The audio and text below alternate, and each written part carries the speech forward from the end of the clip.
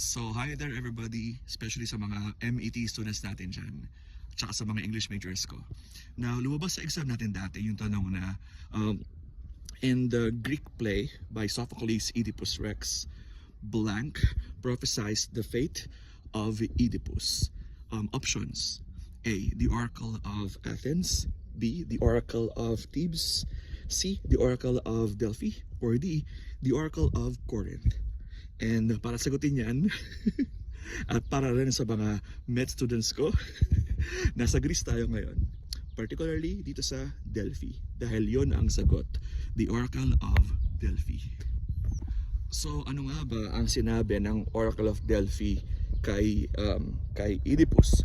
Well, number one, sinabi niya na he will marry his mother and he will also kill his father.